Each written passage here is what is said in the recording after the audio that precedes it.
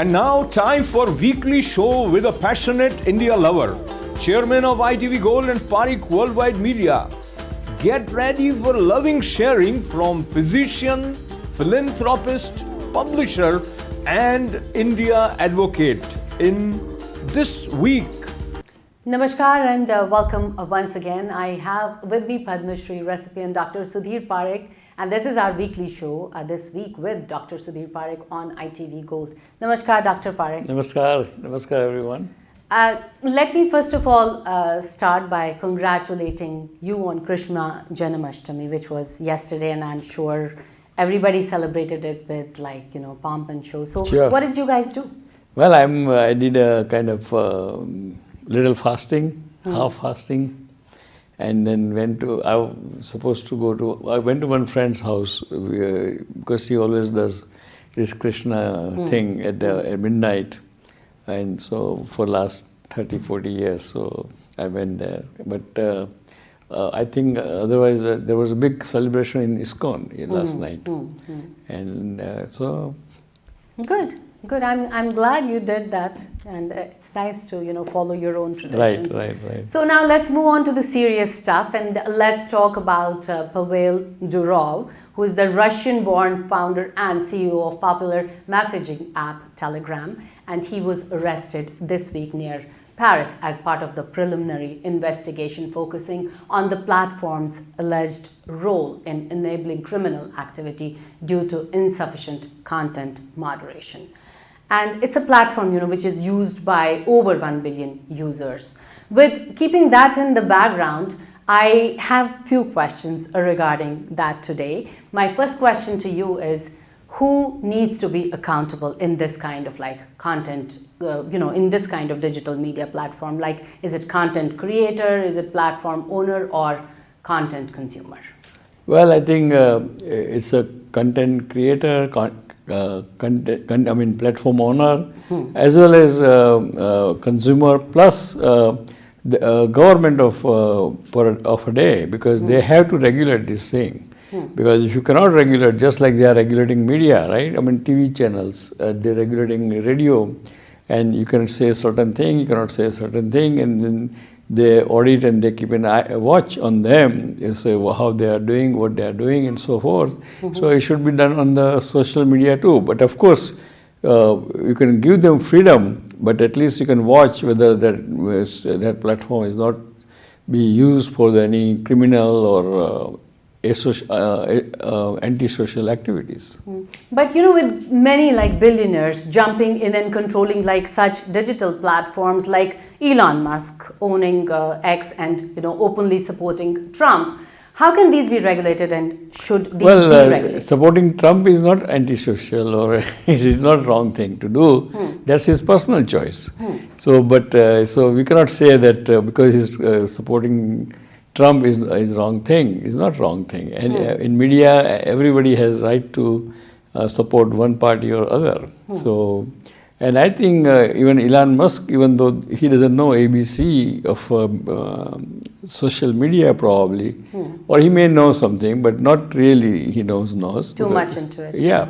But he has enough good help. And when he took over the Twitter itself is a well-established business. And then only thing is Twitter was not doing anything. They are not proactive. They are not probably marketing properly, or they are not the people who are on the management level. They are not that aggressive. So I think he took it over, and he has other ideas that probably he may spin off this Twitter into something else, along with something else, because digital platform always can be connected and reconnected to different things. And you can see that since he took it over, I think the X is more popular than Twitter used to be. And whole world, if you want to let whole world know something, only platform is X or Twitter. So it means that something they are doing good. And number two, I think after he took it over, he has some, there is a certain categories of your membership where they fact check the things. And I think he's doing pretty well. Actually, he was kind of had a problem in India because he thinks that, and rightfully, that media has to be neutral. It means media has everybody has right to come on the media as long as they kind of follow the rules and regulations of the content. So, like, you know, TikTok, you see, TikTok has been now in news for a long time. Like, US regulators and Congress, they understand, you know, platforms like TikTok are powerful, but they are worried on the, you know, influence, basically on these can have on elections. So, is shifting ownership from China to US and making it a US entity, is that the right solution? Well, it is one of the solutions, not right solution, but one of the solutions, good solution actually. Because see, media is a free, basically in democracy, media is a free entity. In a sense, then they can criticize anything. Say, for example, Bloomberg and New York Times criticize government of India all the time. Because they are more liberal thinking, and our government of India is more of conservative thinking. So they don't like that. And the same thing is happening in the European countries too. So media has to be free, and media has right to criticize both party in the government and party in the opposition. Then democracy works. Otherwise, democracy doesn't work. Then it becomes autocracy. Right, right. And but you know, with this digital media it becoming so prominent, tell me, is there a role for print media? Especially, you know, we still print a lot of paper. No, there is a role for print media, but because digital media is so easy to use, particularly for young generation, and everybody has now phone in their hand, so they don't have to go anywhere to get the news and information. And in one way, it's very good because then everybody is well informed. Another way, it's not good because sometimes you are informed very haphazardly or not 100%, or social media can, like say WhatsApp, anybody can post anything. And have the stories sometimes. It's not, so WhatsApp company, Facebook should fact check those things, whether they are true or not. If they are not true, they should not let it go. Same, I think, if I'm not wrong, the Twitter does check those things, and if it is a lie or completely blatant, then they will remove that thing. I think so too. I think Twitter, Facebook, they all do check. They have some. No, but Facebook owns WhatsApp, and they don't check WhatsApp. I don't think so. WhatsApp is checked because there is there's all sorts of wrong information there. Absolutely. And people believe in it because if somebody tells 100 times that this is it, then they will believe. Absolutely. I mean, I think that's what's happening to most of us because everything gets so much circulated and everybody starts it's spread like fire. Right, and you just believe in it. Yeah, so it has a good point and bad point. And print media itself is kind of declining. But again, the print media like New York Times, Wall Street Journal, big Washington Post, they are still doing very well. And lot of because they themselves kind of diverted towards digital media too. So it's always plus and minuses of everything, right? Absolutely. So, all right, moving from the media business, let's move on to India. Let's move on to elections, and we are entering sensitive state elections of J&K, Haryana and Maharashtra. And you know, BJP will need all its muscle and strategy to make a dent. So Congress and National Conference have settled from a very hard negotiation and done seat sharing. Meanwhile, BJP had to pull back its list released. So anything you want to say about that? But I also have questions on that. Yeah, in Jammu and Kashmir, I think unfortunately, BJP doesn't have a good foothold. And Congress has more foothold because now the old Congress leaders like Ghulam Ali, Nabi Azad and everybody is coming back to Congress. And they are local leaders there in the Kashmir Valley, you know. Plus they have alliance with the National Congress in this Abdullah's party, which is really powerful party in the Kashmir Valley.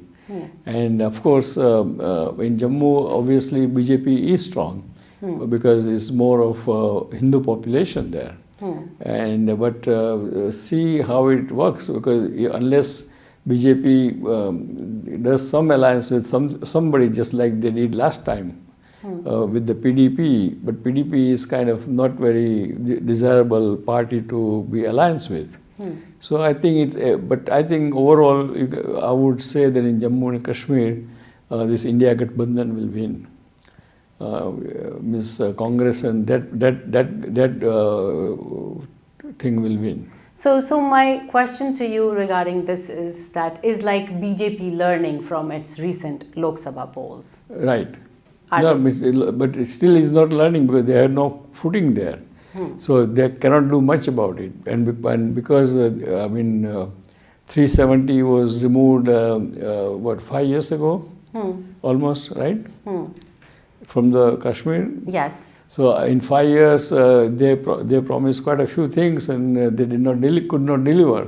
There was no election, there was no, So all those things plus again, terrorism kind of continued cross-border. People were coming from Pakistan and so forth.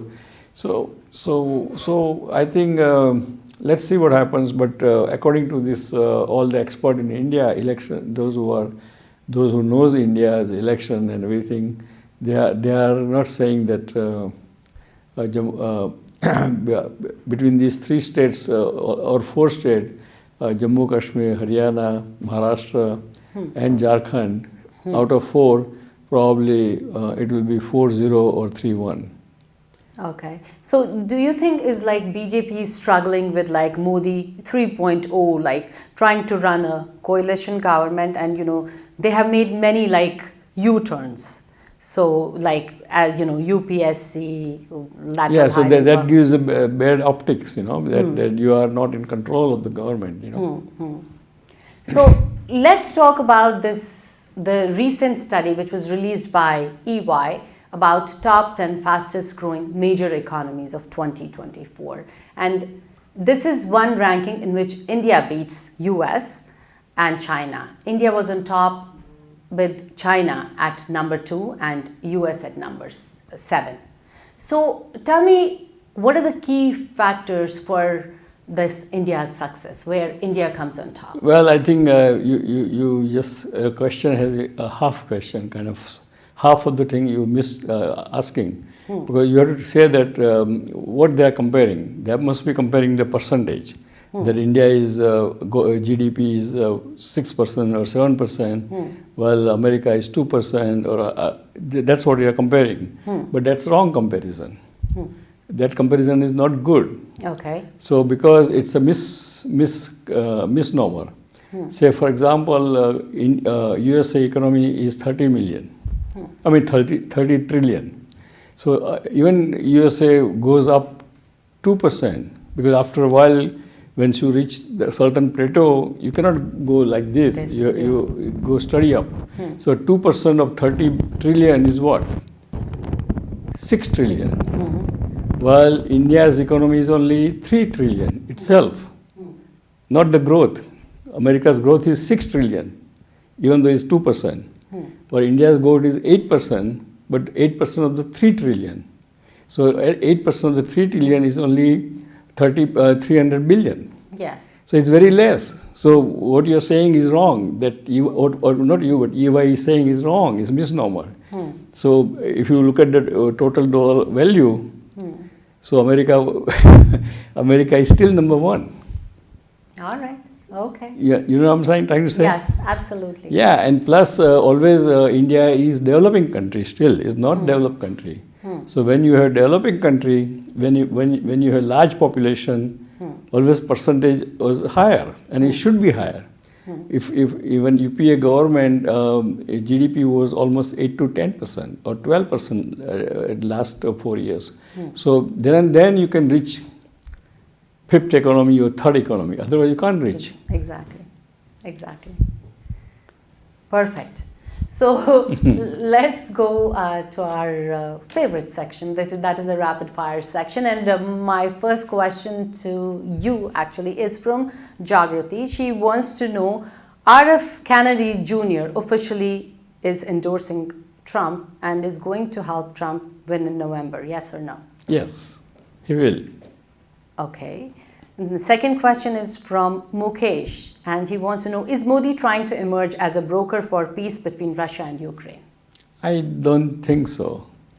I mean, he is trying, but I don't think Ukraine, I don't know whether you saw the Ukraine's president interview.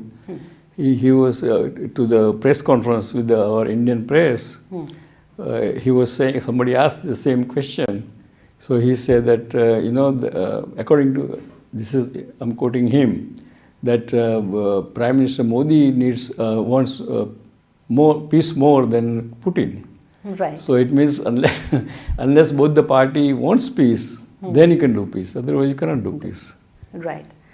So Meenakshi is saying, should mics be muted for presidential debates? What is that? Should mics, like, you're talking on the mic? Yeah, it should be muted because because otherwise what happens is, suppose Trump tells something very nasty to Kamala Harris, Vice President Harris, then Harris is a human nature, so she will jump in, and there will be a chaotic thing. So you don't want chaotic thing. Only person should speak is who is speaking, and the person who is questioning, not the second party. Okay, Neeta wants to know, is reducing temporary residents and foreign workers in Canada Justin Trudeau's last attempt to recover in his poll support? Probably. And also Canada is don't forget that Canada is a huge country, area-wise, but the population is very small. If you go to Canada and except away from the Ottawa or Toronto and surrounding area, or Vancouver and surrounding area, there is nothing in Canada. There's no population. So they have to attract the working force or workforce by having this kind of incentive. Seema wants to know, should India be doing more to help Hindus being targeted in Bangladesh? Of course. That's our main should be goal or priority, because we are Hindu and we must protect Hindu anywhere in the world. And my last question here is from Kishore. He says, recent mood of the nation poll showed Rahul's popularity showing an increase. Can he be a real competitor to Modi in future? Well, in politics, everything can change. So nobody can say yes or no. I mean, when Ram Temple was inaugurated, we thought that BJP will win big majority. Big time, yes. And in 4 months, everything changed. So politics is kind of a game which you would not like to predict. Anything can happen. Absolutely. So before you give out this week's message, I want to remind our viewers that you can follow Dr. Sudhir Parikh on Facebook at Dr. Parikh, and you can also follow him on Twitter. The handle is SUDPARIKH. Please go ahead.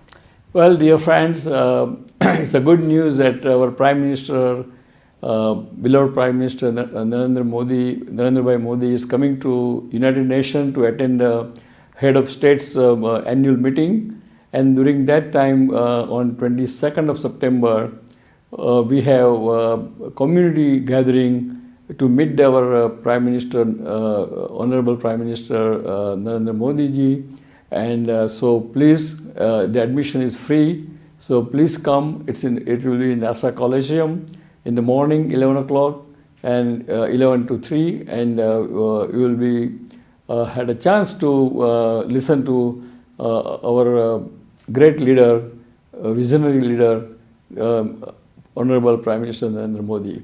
So please come and join. All the admissions are free. So please register yourself and be part of the history making. Thank you and goodbye.